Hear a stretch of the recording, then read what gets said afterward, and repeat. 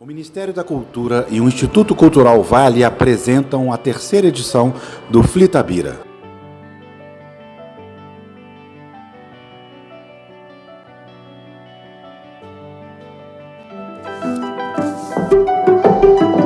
Pode ser o Grupo Corpo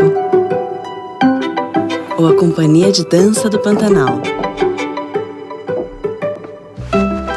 Museu de Arte Moderna de São Paulo. Ou Arte em Cores.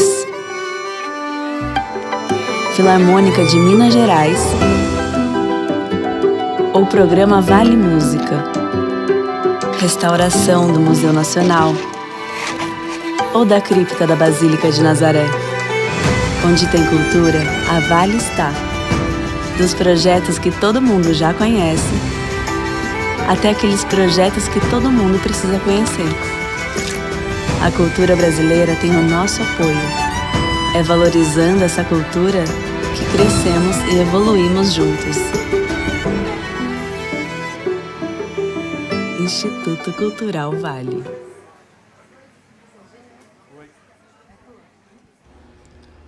Pranto Geral dos Índios, com Trunduá do Rico e Márcia Cambeba.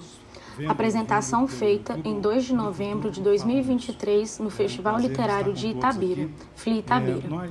Esta ocorre em um auditório que possui um pequeno palco ao fundo. Ao fundo, há cartazes do terceiro FLI Itabira em tom branco sujo estampado, com desenhos simples. Também há um telão. Em cima do palco, há 3 cadeiras dispostas lado a lado, intercaladas por 2 mesinhas que carregam copos com água.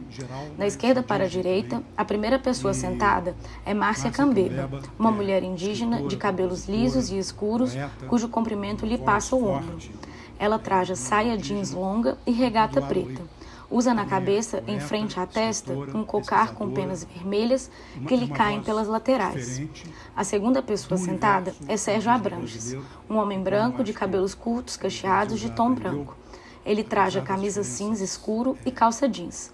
Usa óculos redondos e leva no pescoço o crachá dos participantes do evento. A terceira e última pessoa sentada é Trunduá do Rico, uma mulher indígena de cabelos lisos e escuros que estão presos atrás da cabeça por uma trança. Ela traja saia cinza claro e regata preta com gola rolê. Usa na cabeça um cocar em tons de preto e marrom. Ao longo do vídeo, a plateia é filmada e está cheia, com quase todas as cadeiras ocupadas. No canto inferior direito do vídeo em questão, está do início ao fim a intérprete de Libras, uma mulher branca de cabelos loiros e blusa preta, que traduz simultaneamente tudo o que está sendo falado. No canto superior direito do vídeo, lê-se terceiro FLI Itabira. Que inquietam a vocês e a mim.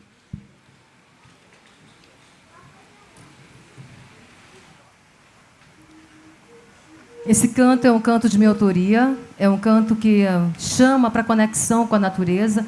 Vem remar, vem dançar, vem conhecer a nossa aldeia. Sanine, vem você. Então vem você com a gente, vem você nesse canto, vem sentir a sintonia dessa natureza, desse interligar de mundos que acontece nesse exato momento aqui. Então, eu convido a Trunduá do Rico, minha parenta, que ela saiba esse canto também. Convido o Sérgio, que já bateu o pé com a gente, bateu o pé de novo. Agradeço a presença de todos, em nome do prefeito de Itabira, que se encontra aqui, em nome de Afonso Borges e Sérgio Abranches, organizadores desta FLI. É o segundo ano que eu participo, ou é o terceiro, eu não sei bem, segundo. Saúdo também a Úrsula Vidal, secretária de Cultura do meu estado que me acolheu, o Pará. Assim, abraço todos os palestrantes que estão aqui, em nome de Márcia Tiburi e em nome de todas as escritoras e escritores que estão aqui presentes. Vamos começar.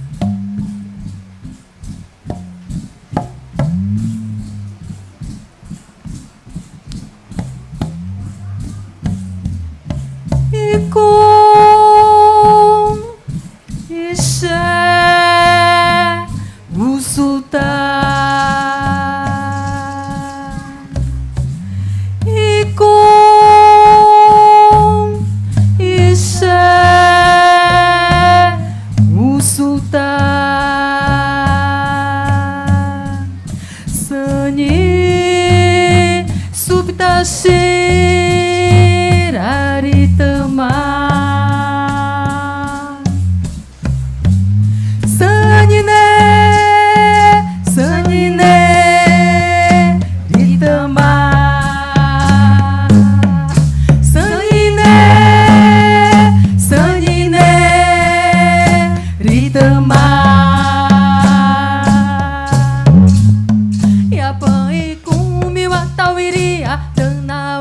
Sukuera, Yapai kumi watauiria, Rurawi kasupiaki, Yapai kumi watauiria, Musura karia yua apigui. Sanine, ritama.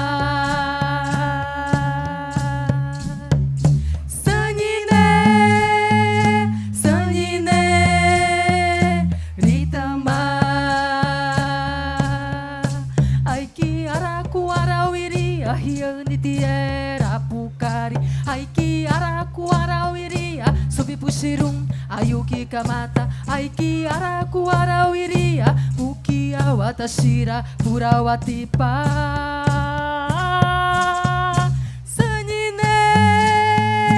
Sanine, ritama. Pode ser vocês também. Sanine, ritama.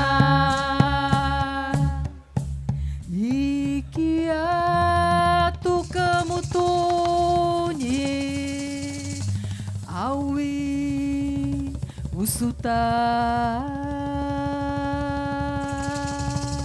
Supirita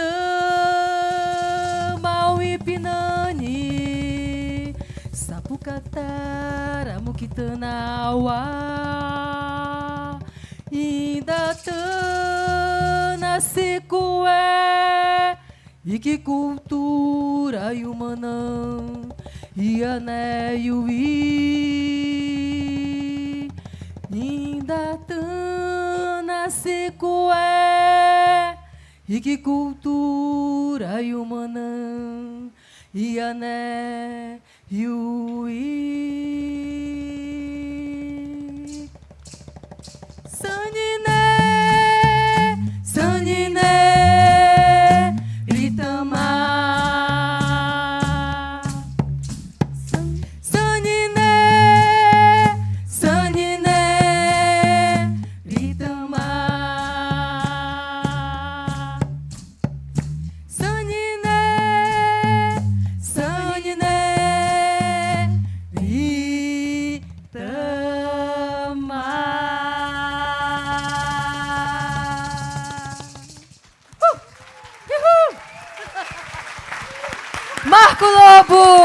Marco Lobo, Trudoador Rico, grande, Sérgio Abranches. Muito obrigado. E vocês, é claro. Gratidão. Gratidão, meu amigo, por esse momento tão lindo e tão único. E ficou registrado. Pedi emprestado a equipe de comunicação do prefeito. Eu não sou fácil, né? Então o prefeito já está por aí, já peguei a comunicação dele e já fizeram aqui um caqueado para ir para o Instagram daqui a pouco. Obrigado, Marquinho. Muito bom. Gente, como vocês sabem, essa mesa tem como inspiração e título o poema do Drummond, Pranto Geral dos Índios. E o Drummond tem a liberdade poética e da sua época de falar índios, porque, como a gente sabe, eles não são índios, eles são indígenas. Mas E eu não vou ler o poema do Drummond, não. Eu vou pedir, Trudoá, que você fale da sua experiência com o Drummond e você leia poema. Tá? Leia o poema O Pranto Geral dos Índios.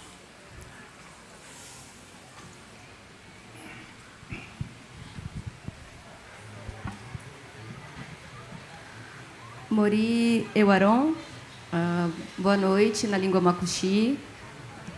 Boa noite, gente. Que nem professora, né? Tem que ouvir a voz dos alunos, saber que eles estão acordados, que eles estão ali. Muito boa noite, uma alegria poder estar aqui nesse festival, nessa festa literária, na casa do Carlos Drummond de Andrade, na cidade, né? Não é casa, cidade, ao lado da minha parenta, Márcia Cambeba, e do Sérgio. Isso aqui está parecendo um... Como é aquele negócio que se repete? Quando você já viveu aqui. Isso aí, ó. Viu? A turma está participando. E a gente já fez uma mesa parecida. É uma alegria poder estar aqui de novo compondo mais esse momento.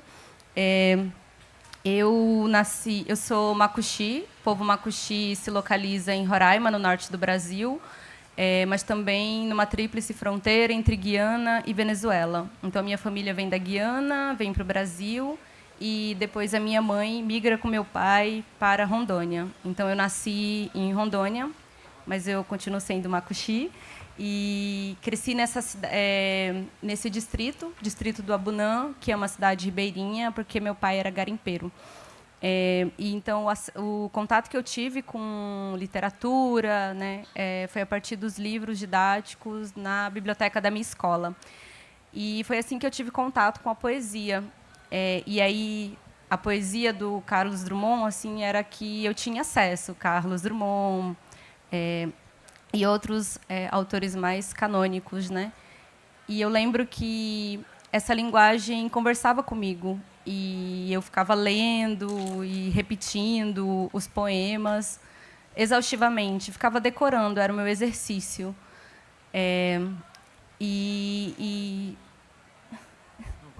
Meu Deus! Olhem para mim, gente.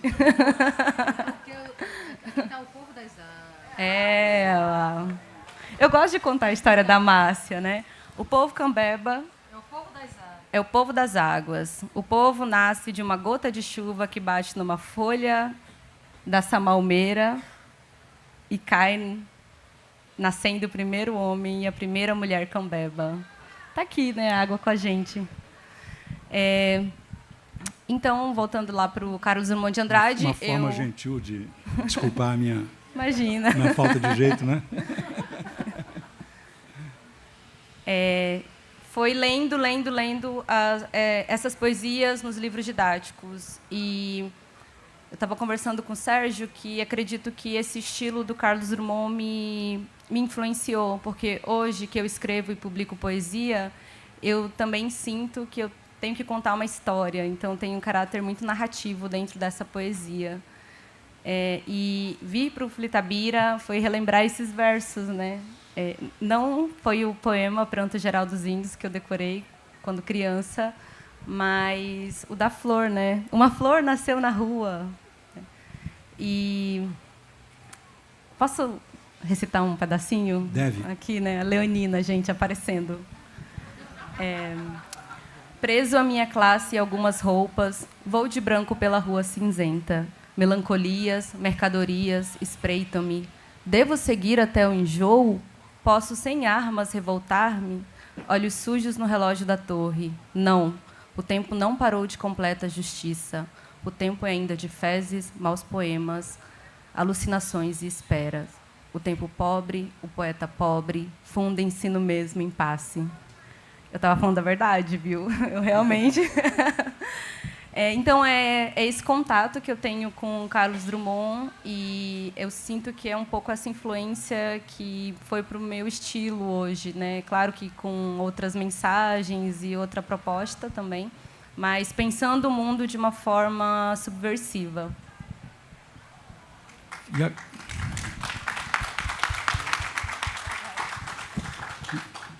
Lê um poema aí, seu. Vamos ver se é verdade.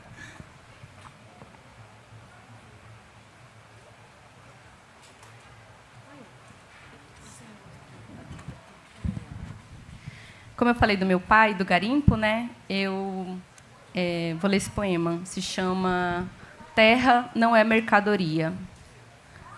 Meu pai, um homem quechua do Peru, descia o barracão em busca de ouro. Não é a primeira vez que eu conto essa história. Ele ficava ausente por dias, semanas, meses, e às vezes voltava de supetão, como se lembrasse do lar que tinha. Quando eu era criança, Testemunhei em nossas pescas ele atirar pedrinhas no rio antes de lançar a linha com anzol.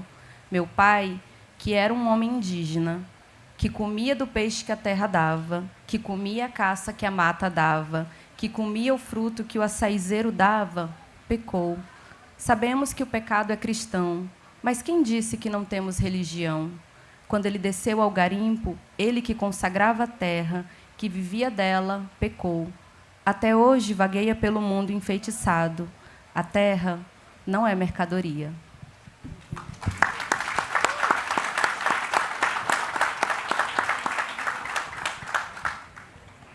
Márcia, vamos nessa toada?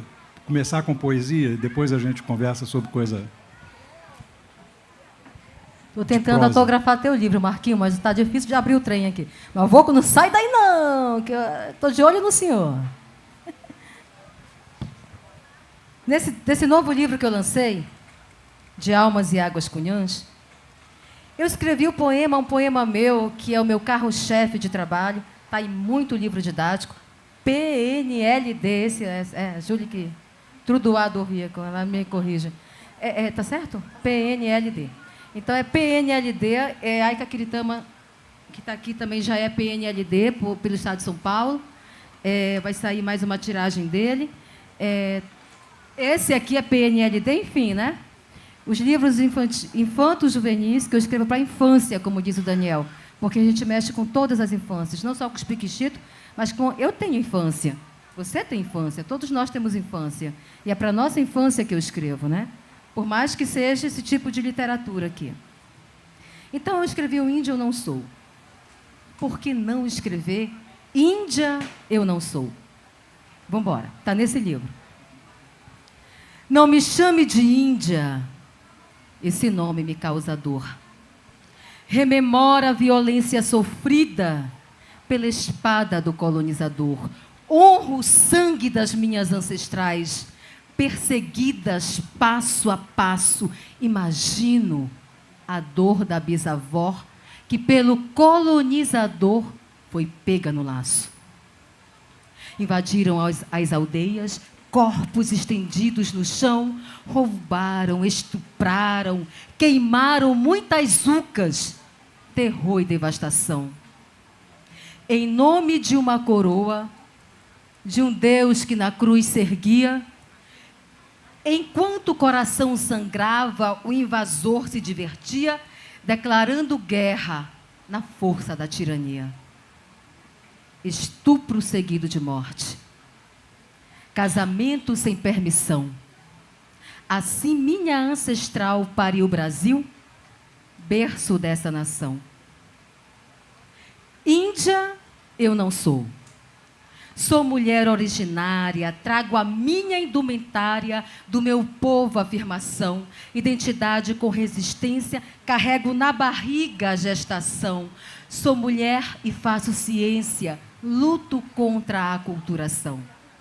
Sou Guarani, Guajajara, Tembé, Cambeba, Mura, Suruí, Tremembé, Caiapó, Tupiniquim, Sateré, Tupinambá, Cocama, Zoé, Uaiuai, Pataxó, Tapirapé, Galibia, Surini, Cariri, Chacriabá, Gamela, Canela, Krenak, Pancararu, Munduruku, Caapó, Dessano, Tucano, Gavião, Piratapuia, Tariano, Potiguara, Anansé, Arara, Funiô, Xicrim, Tabajara, Tuxá, Carajá, Cumaruara, Macuxi, Caripuna, Juruna, Ticuna, Paiaiá, Miranha, Cachuiana, Chipaia, Terina, Wapixana, Macuxi, Puri, Borari, Arapium, Itoto, Yanomami, Amanaé, Palicu, Chucuru, Avacanoeiro, Suiá, Chavante. Somos muitas e somos gente. Estou na aldeia e na cidade, vivo a minha mocidade, nas lutas de cada dia. Sou pajé, sou benzedeira, eu também seguro o céu. Chito Manito.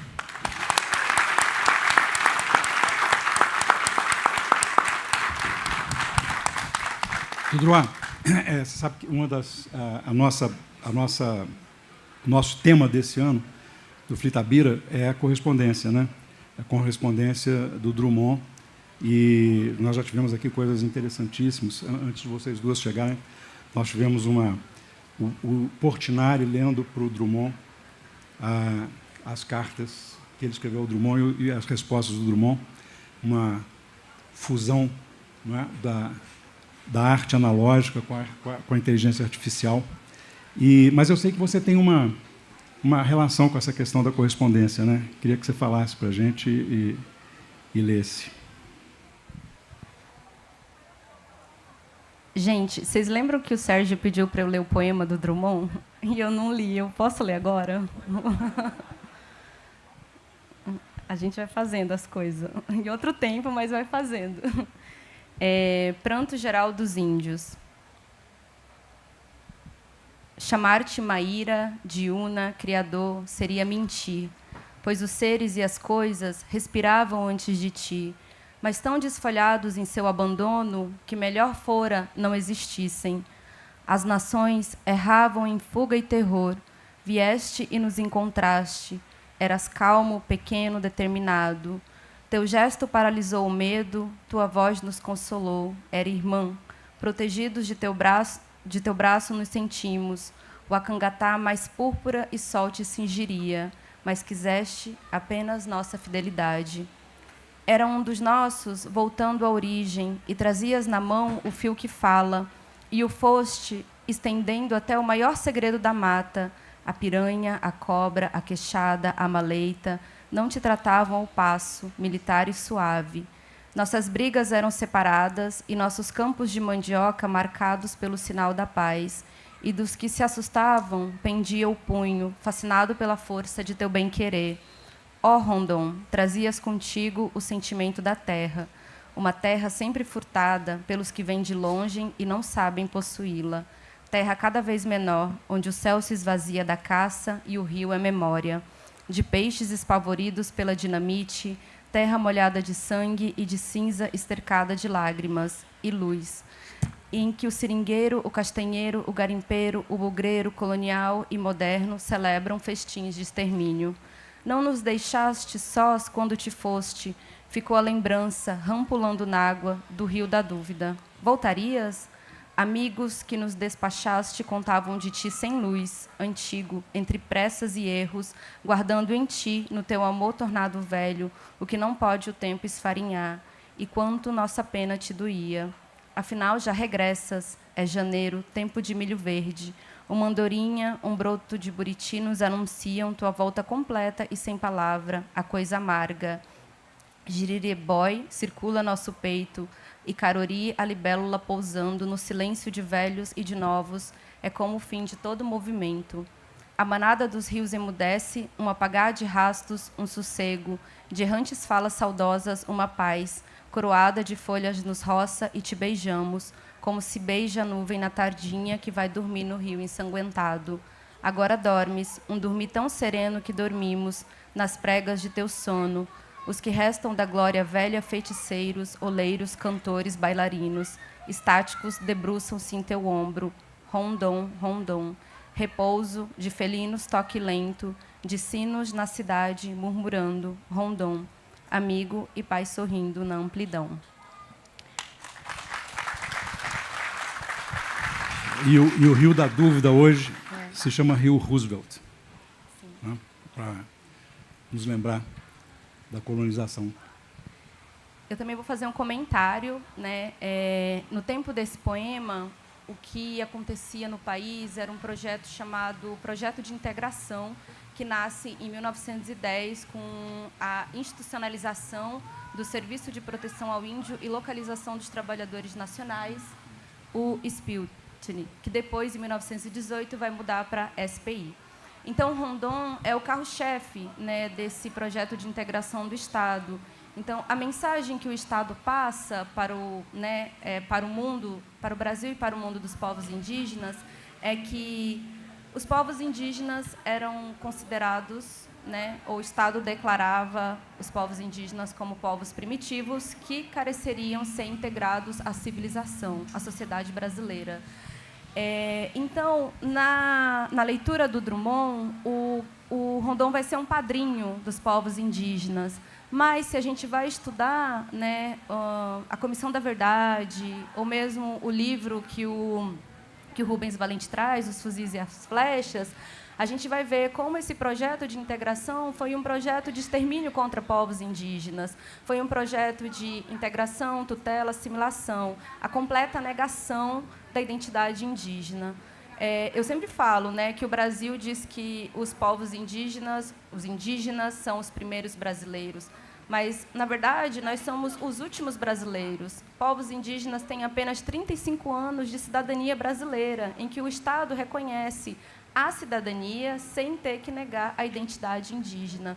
Então, é compreensível assim, que, nesse tempo, nessa narrativa, nesse projeto, o Estado, né, ou mesmo os poetas brasileiros entendessem que essa institucionalização era um projeto positivo. Mas, nesse saldo contemporâneo, a gente vê que não. Em relatórios que povos são removidos de seus territórios tradicionais, né, que morrem à míngua, que morrem dentro desses aldeamentos, desses diretórios, e que depois vai gerar o que a gente conhece hoje como marco temporal.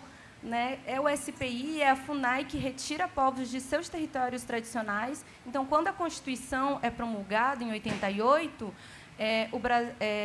os políticos hoje dizem assim, não, mas por que vocês não estavam nos territórios tradicionais de vocês? Mas se a gente foi removido, como é que a gente, né, pode dizer, não, a gente queria estar lá, a gente, né, lutou para estar lá? Não, a gente era um projeto estatal. E a gente vê a força de um Estado militar, política, econômica, né, que pesa sobre a gente.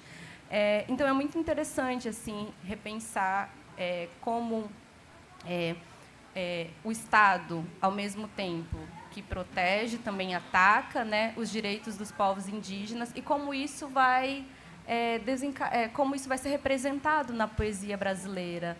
Né? Talvez o Drummond, hoje vivo, a gente estava falando, né, Drummond foi comunista, e ele escutasse povos indígenas, a poesia seria outra, né? Cantaria o direito dos povos indígenas. Então, era isso que eu queria trazer como consideração para esse poema também. Muito bom. Eu acho que ele certamente não escreveria esse poema, escreveria um outro. Mas escreveria sobre os indígenas, com certeza. Márcia, a Turá estava falando sobre essa questão do marco temporal, né?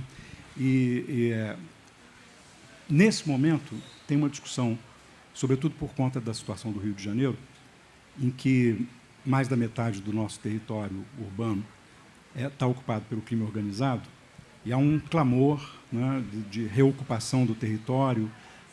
Isso é intolerável, você vê os editoriais dos jornais e tal. Agora, o marco temporal, o mesmo jornal é capaz de dizer no seu editorial que tem que reocupar o território dos brasileiros, né, dos cidadãos contra o crime organizado no Rio, e fazer um editorial a favor do marco temporal. O Brasil não tem a noção do território que os indígenas têm. Eu queria que você falasse um pouco dessa noção do território, porque eu acho que é muito importante, sobretudo nesse momento que a gente está com uma discussão territorial, como se fosse um absurdo. Mas acontece que nós fazemos absurdos muito maiores nos territórios indígenas, né? Pois, muito bem, muito obrigada por essa pergunta. A importância... Sou uma geógrafa, então vou falar um pouco com esse olhar, tá, da geografia, e também com esse olhar de quem viveu e sentiu o que é essa violência dentro dos territórios. Eu nasci em 79, tenho aqui 44 anos, vou fazer 45 ano que vem. Nasci e me criei numa aldeia chamada Belém de Solimões, do povo ticuna. Então, sou ticuna de pertencimento de território por ter nascido lá, mas de sangue sou Cambeba, Cocama e Uitoto, porque é o famoso povo misturado. Por parte de papai e mamãe, Cambeba e Cocama, e mamãe é filha de um Uitoto, né? Todos vindo do Peru. E a importância do território, quando a gente luta por esse território, porque é importante que nós estejamos dentro desses territórios, porque ele não é só físico. Não se trata só de um território físico, mas se trata de um território memorial, de um território sonhado, de um território onde nós vamos poder realizar todo o nosso ritual, todas as nossas formas de representações identitárias que nos tornam pertencentes a um povo. Então, é dentro do território que a criança vai nascer e já vai aprender que o rio também é um território.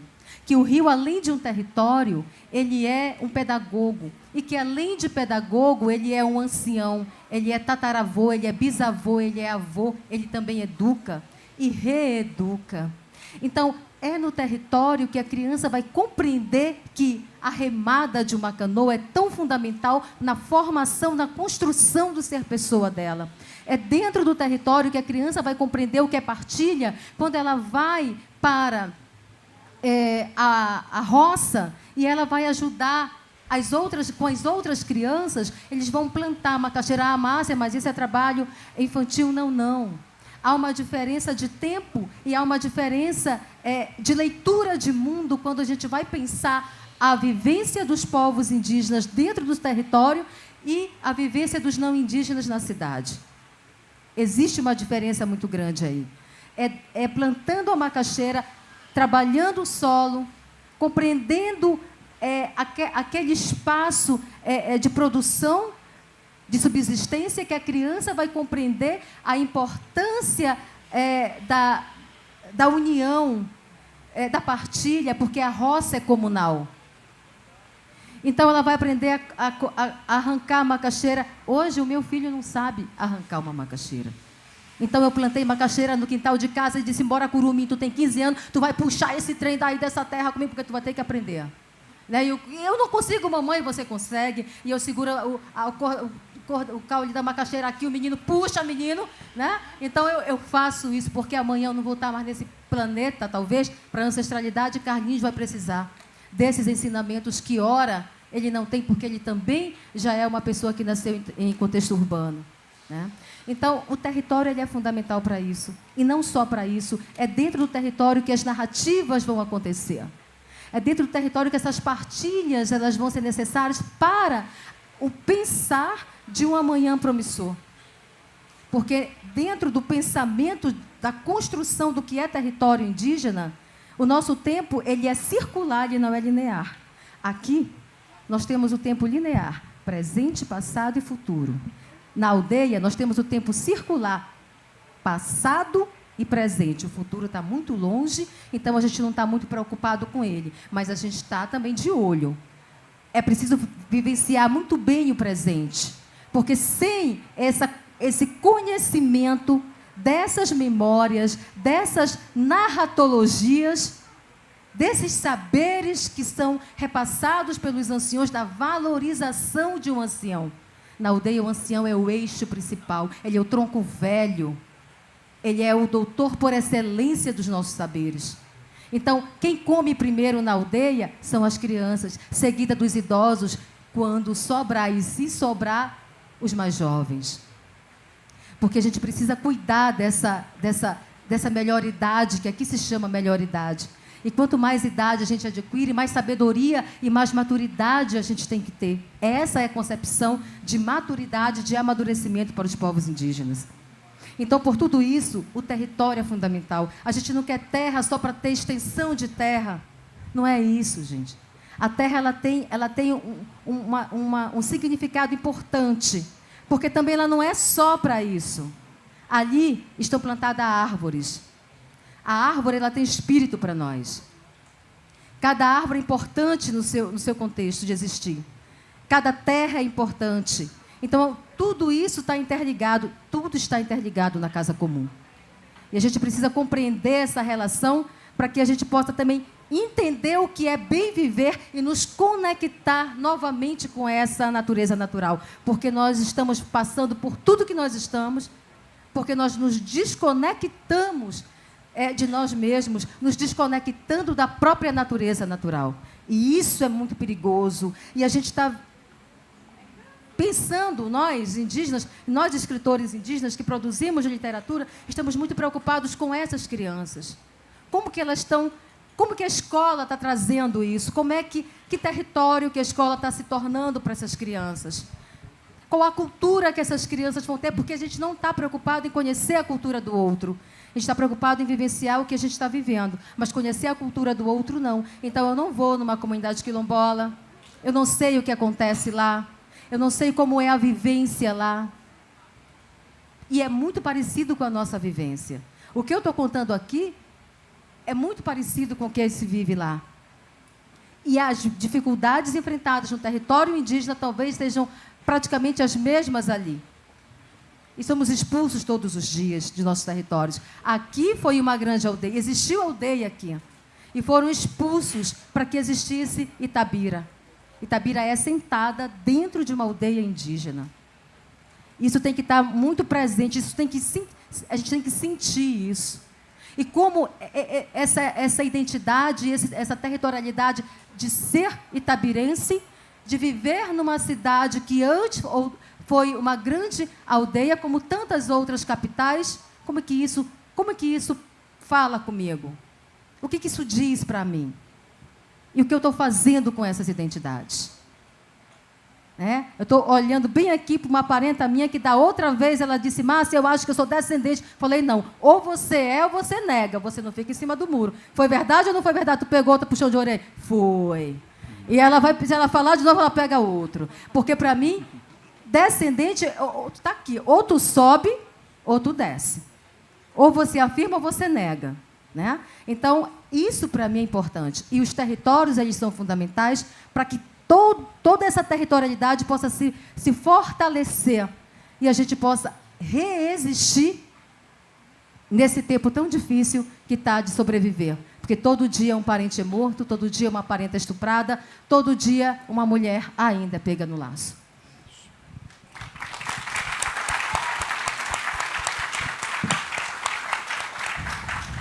Pedro, você não está fazendo nada que eu estou te pedindo, hein? Você está rebelde hoje. Aqui, e a questão da correspondência? Gente, eu estou num projeto de desobediência. É sério. Não sei se vocês sabem, mas a Unesco instituiu a Década das Línguas Indígenas de 2022 a 2032. São 10 anos, né, de trabalho, de mobilização para fortalecimento das línguas indígenas. Então, eu estou... Sério, a desobediência é real.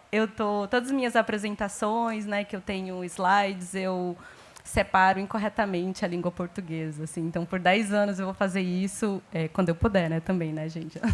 Não sempre, assim. Mas eu estou nesse projeto, mas era brincadeira, Sérgio. Eu vou ler agora aqui a carta. Durante a pandemia, a Mirna, que coordenava a revista Pessoa, ela fez uma espécie de convite... Ela fez um convite para que nós trocássemos cartas entre nós. Né? E eu escolhi enviar uma carta para um parente, naquela época, que foi o parente Eli Makushi. E um tempo depois ele faleceu de Covid-19. Então, essa correspondência que a gente trocou se tornou um registro de memória, se tornou um documento, né? E agora se tornou um registro de memória. Então, eu vou ler um pedacinho dessa resposta que ele deu à minha carta. Gente, até pouquíssimo tempo atrás, eu me chamava de Julie. É por isso que a Márcia me chama de vez em quando de Julie. Ele vai me chamar de Julie também. Eu tô nesse trânsito aí, mas eu aprendo. Mas a desobediência é essa, né? Tensionar o Estado em todas as políticas que ele nos retirou e tentar reaver os nossos direitos mais básicos, como o direito de ter o nosso nome na língua do nosso povo. Não sei se vocês sabem, mas foi só a partir de 2012 que povos indígenas tiveram o direito de registrar o nome de seus filhos, das crianças, nas línguas. Né? E, em 2012, o Conselho Nacional de Justiça, numa portaria normativa de número 3, instituiu isso, e apenas em 2014, 2 anos depois, que a FUNAI fez uma cartilha e distribuiu para as comunidades indígenas. Eu não tenho oficialmente o meu nome, mas eu vou entrar com uma ação. Né? Muitos indígenas já estão fazendo esse movimento de renomeação. Eu já ganhei a causa. Meu nome agora é Márcia Waina Kiana Cambeba. Oficialmente, Márcia Waina Cambeba é meu nome. E eu estou como a Márcia, outros parentes também, a gente está nesse projeto de renomear o nosso corpo, que é um território, assim como o movimento indígena já reclama, já reivindica um nome indígena para esse continente que tinha nomes indígenas antes da colonização. Então, desde a década de 80, o movimento indígena, em suas articulações políticas, tem reivindicado o nome de Abya-Yala para o continente, reconhecendo que povos indígenas foram os primeiros a pisar nessa terra, a habitar essa terra, a consagrar essa terra, no que hoje é conhecida como América do Sul, América do Norte e América Central. Então, a gente reclama esse nome Abya-Yala como uma forma também de reespiritualizar esse território, né? Como a Márcia acabou de falar. Mas aí eu não vou esquecer a correspondência, não. Espera aí. Manaus, 22 de abril de 2020. Cara Julie do Rico, minha parente Macuxi, é com grande alegria que te escrevo esta carta, na esperança de que tu esteja bem, juntamente com seus familiares. Manifesto minha gratidão pela credibilidade e apoio que depositas em mim. Saiba que o sentimento é recíproco e que me sinto honrado em usufruir de sua amizade e carinho. Creio que são esses sentimentos que nos impulsionam a acreditar que podemos sonhar com um mundo melhor, mais livre e menos condicionados pelo sistema da mais-valia, irmanados a se integrar na alegria do outro. Caminhos para superar as distâncias e conflitos nesse mundo de quinquilharias que tanto escraviza e esvazia os seres humanos dos valores da cordialidade e simpatia.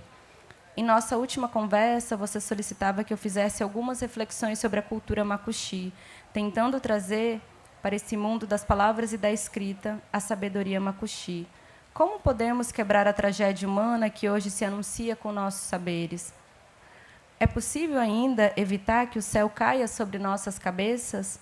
Quais as ideias que podemos extrair de nossos velhos para se evitar o fim do mundo?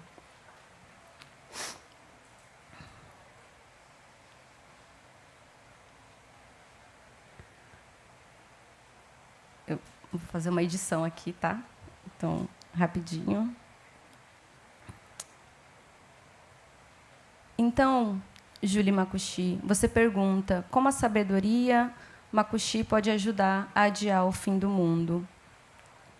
Os velhos Macuxi contam que o mal sempre habitou o mundo para gerar equilíbrio entre as grandes montanhas que comprimiam os vales e os pequenos rios que correm a seus pés. Diziam que, no início dos tempos, haviam dois seres ocupando a mesma serra. Eles atendiam pelo nome de bem e outras vezes atendiam pelo nome de mal. Alguns parentes diziam que se tratava da mesma pessoa, embora às vezes se mostravam como porco, cavalo, morcegos e jabuti. Minha avó Mirió contava que, quando o mundo estava sendo criado, foram os próprios seres que escolhiam suas formas e maneiras de ser. O Criador apenas os atendia e concluía: na natureza, tudo tem sua magia, tem seu lugar e importância. Nada, absolutamente nada, vem do acaso. Tudo tem finalidade e vem cumprir o seu papel no mundo. Os velhos contam, Mapandon, que Macunaíma percebeu entre os dentes de uma cutia, adormecida de boca aberta, grãos de milho e vestígios de frutas que apenas ela conhecia. Saiu, então, a perseguir o pequeno animal e deparou com a árvore, o azacá, a árvore da vida, em cujos galhos cresciam todos os tipos de plantas cultivadas e silvestres de que os indígenas se alimentam. Macunaíma, então, resolveu cortar o tronco, piai, da árvore uazacá, que pendeu para a direção nordeste.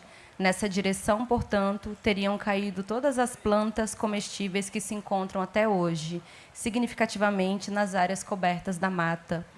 Do tronco da árvore uazacá jorrou uma torrente de água que causou uma grande inundação naquele tempo primordial. Segundo os velhos, esse tronco permanece. É o Monte Roraima, de onde fluem os cursos d'água que banham o território tradicional macuxi.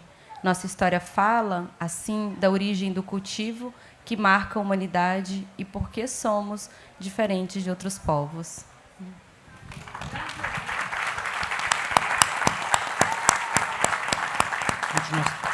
Nós temos tempo para uma ou duas perguntas. Alguém lá?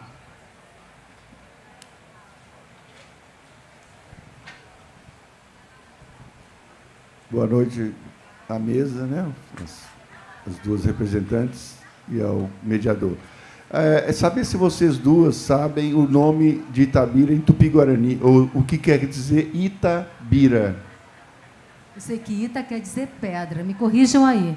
Positivo. 40. Brilhante, pedra que brilha. Pedra que brilha. E o pico que deu origem à Companhia Vale do Rio Doce, Cauê, também, eu não sei se é banto de afro, né? A herança afro, ou se é irmãos, porque Conceição, um pico lá, e Cauê, o pico daqui. Não sei se eu estou correto aí na... Eu tenho ali uma parenta que é da parte da cultura aqui. Ela fala, mas eu não entendo. Se tu quiseres falar, o microfone vai até você e...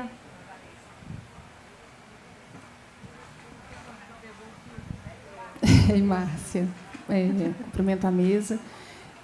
Tem essa em Tupi-Guarani, ou também tem em Tupi, Ita é pedra, e Bira tem a tradução de ou pontuda ou que brilha, porque o pico brilha e ele teria servido de caminho, de guia para os exploradores, para os invasores, colonizadores, né? Nos povos na língua africana, quando a gente chega, quando são trazidos, né, os negros escravizados, por essa questão de um pico você avistar o outro, e alguns dizem que é o pico de També, enfim, tem essa questão aí histórica que precisa ser pesquisada, mas que significa irmãos, porque são os picos irmãos. De um pico você via o outro, então eles serviam de bússola. Olha então, isso. os naturalistas falam que teriam sido o caminho que seguiram, né, o que, por exemplo, Saint-Hilaire vai falar, que é através do pico do Itambé se avista o pico do Cauê, e eles chegam aqui nesse vale. Pronto. Ninguém melhor que ela para responder. Mais uma e para a gente poder fechar. Posso complementar a resposta dela rapidinho? Não é complementando a sua resposta. Eu talvez respondendo uma coisa muito importante assim para você saber, é que no Brasil existem 274 línguas indígenas com troncos linguísticos diferentes. E que, por exemplo, o tronco da língua do povo Macuxi é Caribe, né? Mas tem outros troncos, Yanomami, e nem todos são Tupi, né? Então é importante assim saber quais povos estão no território e para conhecer um pouco o tronco linguístico que está aqui, né? Por exemplo, tem o tronco G, tem o tronco Tupi, tem o tronco Caribe, tem o tronco Aruaque e assim sucessivamente, né? Vão se distribuir nessas 274 línguas indígenas que a gente tem conhecimento hoje, tá? É só assim para conhecer mais os povos indígenas e as línguas indígenas. E mais. Chegou ali o microfone. Na Europa são só 2 troncos. Só aqui o que a gente sabe é que na região do Vale do Rio Doce era majoritariamente tronco Macro-G. E aí alguns, por conta de toda essa história que a gente sabe de invasão, de expulsão, então, e também dos povos que caminham, também tinha-se Tupi-Guarani. Mas aqui era predominantemente Macro-G, o tronco linguístico Macro-G.